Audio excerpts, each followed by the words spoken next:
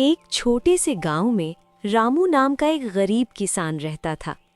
उसके पास ना तो ज्यादा जमीन थी और ना ही ज्यादा पैसा, लेकिन उसके पास एक चीज थी, उसका बेटा मोहन, जो उसकी पूरी दुनिया था।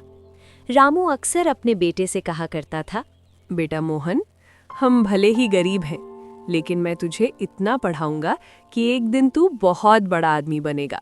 सच पिताजी, क्या मैं भी शहर के बड़े लोगों की तरह बन सकता हूँ? क्यों नहीं बेटा, मेहनत करने वालों को भगवान भी रास्ता दिखा देता है। रामू दिन रात खेतों में मेहनत करता था, कभी तेज धूप में, कभी बारिश में, और कई बार तो भूखे पेट भी। लेकिन उसके चेहरे पर हमेशा मुस्कान रहती थी, क्योंकि उसे विश्वास था उसका बेटा एक दिन उसकी किस्मत बदल देगा। समय धीरे धीरे बीतता गया। मोहन पढ़ाई में बहुत तेज निकला। एक दिन गांव के स्कूल के मास्टर जी रामू के घर आए। रामू, तुम्हारा बेटा बहुत होशियार है। अगर इसे शहर के कॉलेज में पढ़ाया जाए तो ये बहुत बड़ा आदमी बन सकता है। लेकिन मास्टर जी, शहर की पढ़ाई बहुत महंगी होती है। मैं एक गरीब किसान इतना पैसा कहाँ से लाऊंगा? रामू, अगर तुम चाहो तो ये मौका हाथ से मत जाने देना। तुम्हारे बेटे का भविष्य बहुत उज्जवल है। उस रात रामू सो नहीं पाया। वो सारी रात सोचता रहा। आखिर उसने एक फैसला लिया। अगले ही दिन रामू ने अपना आधा खेत बेच दिया। गांव के लोग उसे पागल कहने लगे। अरे रामू, तू पागल हो गया है क्या? बुढ़ापे में क्या खाएगा? अगर मेरा बेटा बड़ा आदमी बन गया तो वही मेरी सबसे बड़ी दौलत होगी। मोहन शहर चला गया। वहां उसने खूब मेहनत की, दिन रात पढ़ाई की। साल बीतते गए और एक दिन वो दिन भी आया। मोहन को शहर की एक बड़ी कंपनी में नौकरी मिल गई।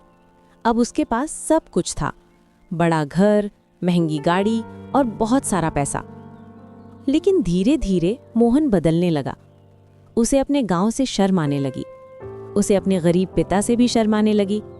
धीरे धीरे उसने फोन करना भी बंद कर दिया। उधर गांव में रामू रोज बस स्टैंड पर बैठता और अपने बेटे का इंतजार करता।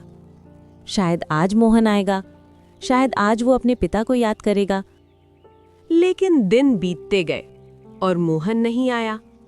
एक दिन अचानक गांव में एक बड़ी गाड़ी आकर रुकी। गांव के लोग हैरान रह गए। अरे, ये तो बहुत महंगी गाड़ी है।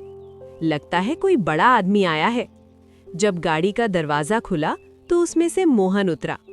रामू अपने बेटे को देखकर खुशी से दौड़ पड़ा।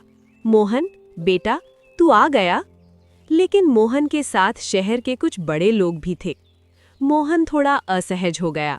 हाँ पिताजी, मैं बस काम से आया हूँ, घर चल, मैंने तेरे लिए खाना बनाया है।